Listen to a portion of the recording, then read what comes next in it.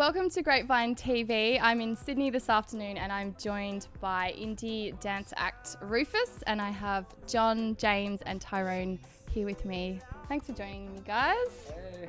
Now, it's been a year since I spoke to you, so a lot's happened. You've done a lot of shows, producing a new album, so yeah, what's been happening? Well, it started off, I think last time I spoke to you, I was in a cow paddock in Byron. Yeah. And we were wandering around and ended up doing the interview with you at the time. And now we're in a much more civilized setting. So it started off with a big day out and supporting Grapevine at the start of the year, which were two amazing gigs that we have. And then sort of just escalated from there. We had 3 or 4 tours around Australia.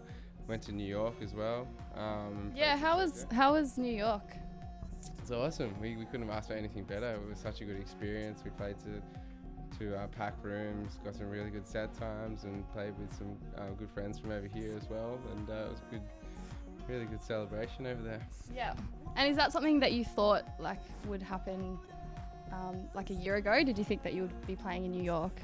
Definitely a bit of a surprise. We definitely made this sort of bucket list at the start of goals we wanted to do, like touring with certain bands, and we're like, yeah, we want to go to America, but we're like, I don't know if it's going to happen. And then we found out we got accepted into C&J, and sort of all happened from there. And what was that like, having that experience with a real purpose?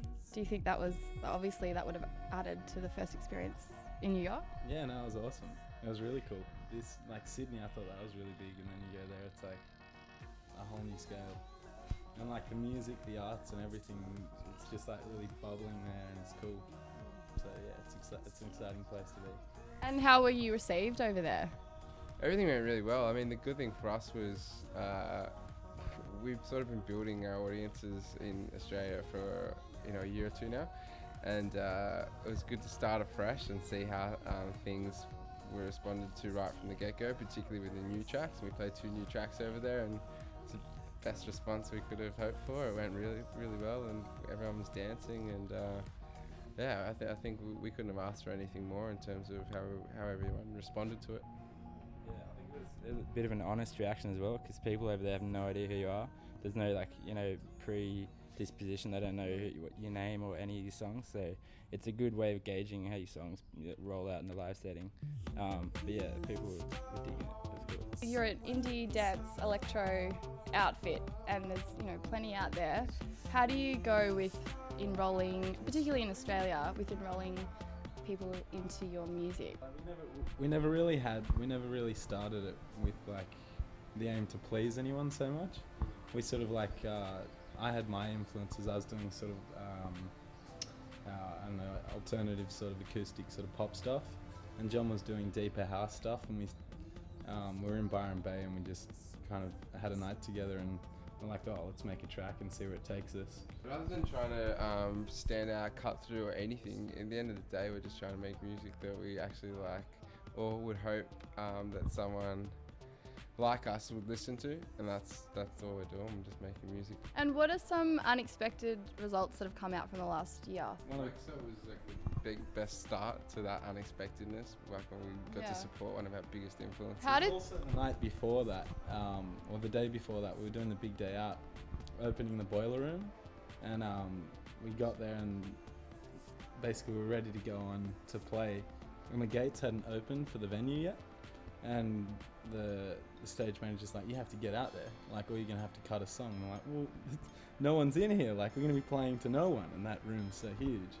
And we're like, oh well. We went out there and we started the song, and then they opened the gates, and you just saw this flood of people, little kids, teenage kids, just going ah! And screams, and there's a Ferris wheel at the other end of this room. It's so big, it's just ants swarming towards us, and it was so scary. As in, it was exciting, but the first, I was seeing the first notice, and I'm just shake. I was shitting myself, really. But it was ages too. This flood of ants, and just coming towards the stage. And as soon as they got there, they all started getting on each other's shoulders and dancing really hard, and it just kept flooding from the back of the room as well. It was just that whole set was ridiculous. It was just I don't know if it was their first festival or what was going on, but it was just everyone was just going nuts. People were on shoulders. It was like 11:30 or something. So I remember looking at each other just on stage, just smiling, like you couldn't wipe the smile off our face. We were like, what the hell is going on? Have any of you ever woken up, say, after a night out and just not known like what happened or where you were? James. I think John can tell the story. Oh, alright. So we keep a tour diary with, like, the tour diary is like my phone, I guess. But I quote everything like that's like relevant and funny. But I have more so just pictures and video. Like I've got so much footage now of Jimbo just falling asleep, this man here, in just the most strange positions and weird places, and just his face and reactions the next day waking up in these places. But I'd say the best thing is that like when we started out touring, we were sleeping on people's couches and we were really slumming it. And now we've got a couple of hotel rooms to stay at. He's always got a bed. He's always got a nice little bed to stay in, but he never ever sleeps in it. We wake up and he's outside on the couch, or he's out on the kitchen chairs sleeping. Or the other weekend in Canberra, I woke up in a sobering up shelter. A sobering up shelter. Okay. Yeah, I'm not sure what else to say, but Are you're just not used to living a slightly better life at the moment? I would say better life, a more like chaotic and disorganized lifestyle. They got him in different clothes, like totally. I woke up in like trackies, like in this like polo shirt with the logo of the place on it. It was like right next to the police station. I don't know. It was an interesting night. It was the after party of this festival we played at, and I thought Tyrone went home with him, and Tyrone thought he went home with me. I got a knock on the door in my hotel room at like 8 in the morning, and when I opened it, and he had this massive grin on his face. I'm like, where have you been?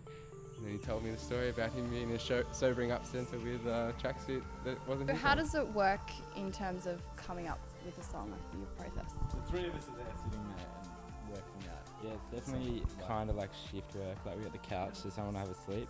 The next person will be doing like moral support in the chair, and then the guys working, and we just like we rotate from there. What can we expect out of your new album? I think that it's. I guess we started writing it when just the start of summer, so we definitely had like a lot of summery vibes getting oozed into the tracks. It's dancey, and it's sort of a culmination of everything that we've been doing so far, in so much that the two EPs sort of show like a light and shade, and we've sort of put that together on the album. Yeah. Who would you love to collaborate with, or have you been doing many collaborations? Are there many on the new album?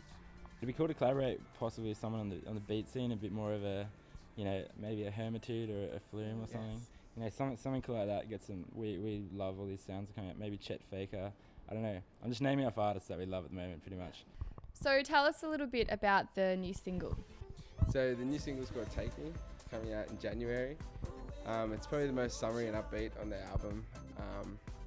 And we sort of wanted to lead with that because it feels good, and it sort of sums up what we've been doing, and it's a good celebration of the year that we've had. So what's on the cards for you next year? So after we release this single, we're looking to do a tour in February, just a capital city run, and then we're looking to release the album hopefully April if everything goes to plan, and then we're going to do a bigger run, like probably our biggest run to date yet. And it'll just be some hectic adventure around Australia. It'll be good. Well, thank you very much for joining us on Grapevine TV today, boys, and definitely looking forward to the release of the single and then the new album next year. Take me away across the ocean.